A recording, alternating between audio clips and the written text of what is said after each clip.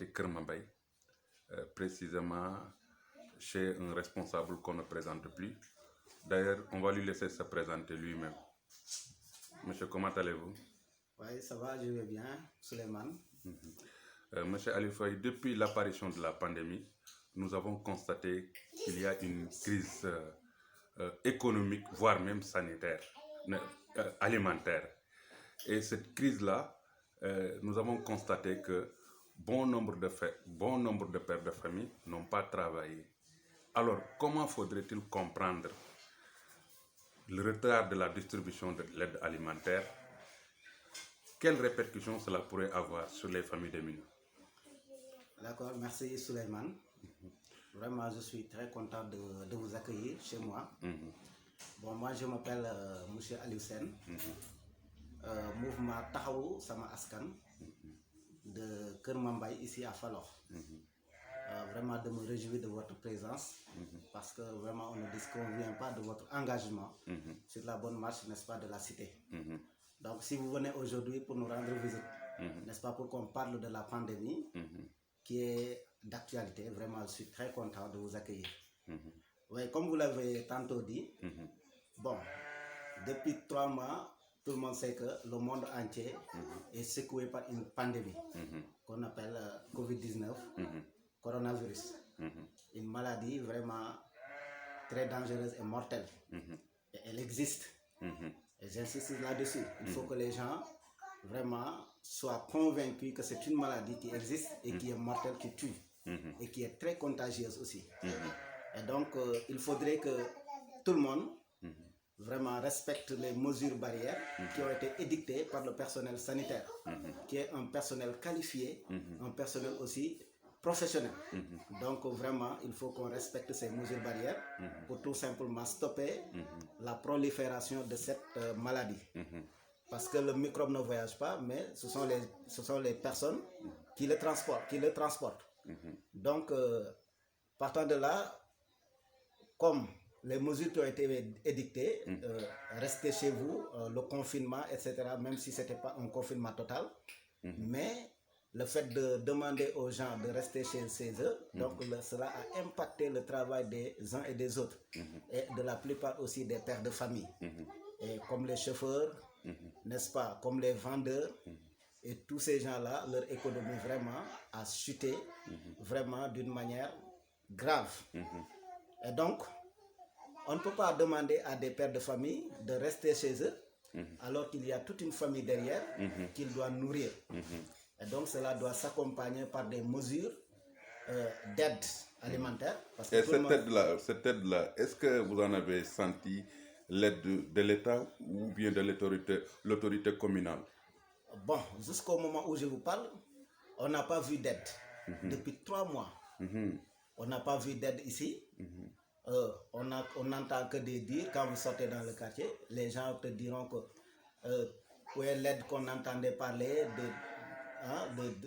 du jour au lendemain, etc. à chaque fois. Mais vraiment, on ne voit rien.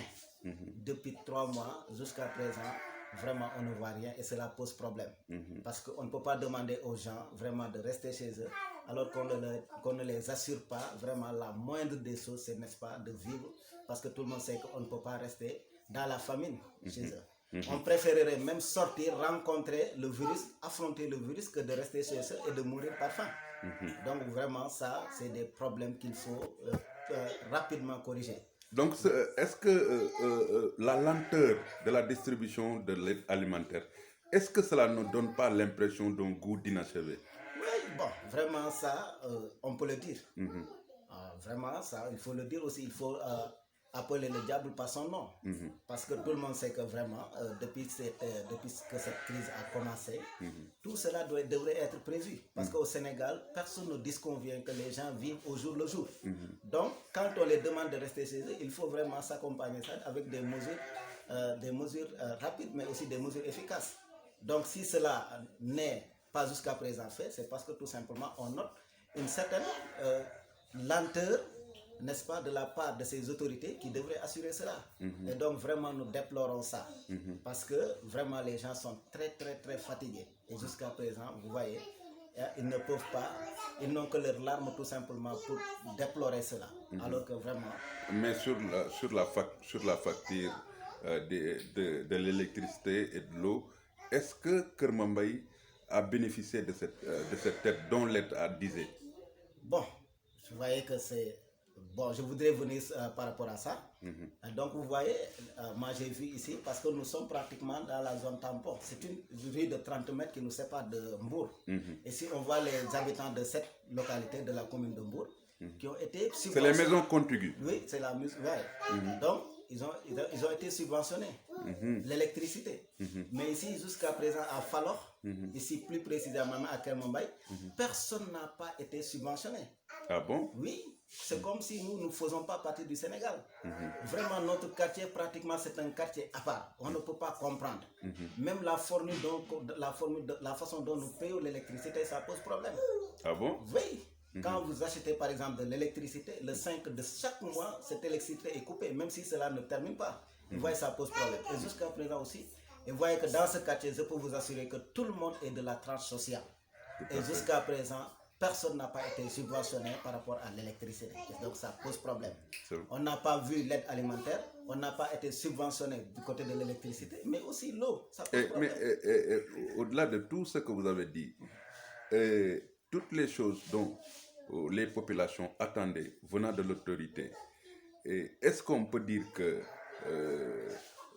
l'aide dont les populations attendaient et qu'elles n'ont pas vue, est-ce que cela a impacté négativement de leur quotidien? Oui, bien sûr que cela a impacté très négativement, je dirais, si j'ose le dire. Très négativement, je vous dis. Parce que aussi, comme je vous l'ai dit, au Sénégal, on vit au jour le jour. Donc, si on vous empêche d'aller et de venir, si on vous empêche d'aller travailler, donc ça pose problème. Donc, les familles, on voit des familles entières, des gens qui avaient leur orgueil, qui avaient vraiment le soutouré, comme je peux le dire, mais qui sont obligés de sortir manger. Et donc, ça pose problème. Cela ne relève pas de c'est pas leur personnalité. C'est parce que tout simplement, ils ne savent plus quoi faire. Ils ne savent plus à quel fin se vouer. Oui, ils ne savent plus à quel fin se vouer, n'est-ce pas? Et donc, ça pose problème. On ne peut pas avoir des enfants qui pleurent à côté de toi. À chaque fois, on t'empêche d'aller travailler et vraiment, on ne vous aide pas. Ça pose problème.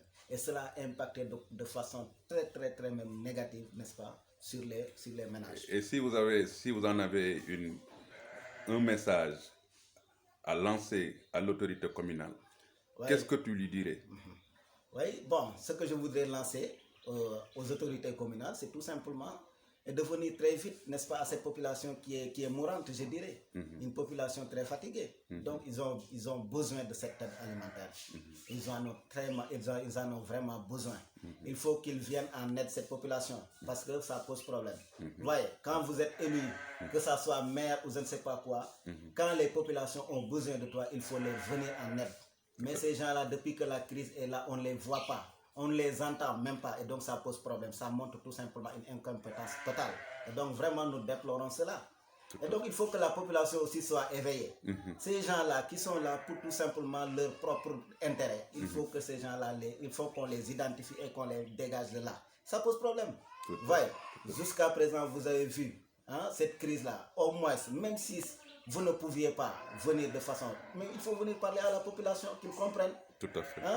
Mais vraiment... Donc l'autorité a l'obligation de faire une déclaration pour que les populations sachent ce qui se passe. Oui, mais on a vu dans toutes les autres mairies du Sénégal où il y a le sérieux. Les maires qui sont venus en aide de leur population, au moins ils ont fait des communications, mais jusqu'à présent, moi, dans la mairie de Malicounda, moi, je n'ai pas vu une autorité communale faire un discours, en tout cas, allant dans ce sens, et ça pose problème.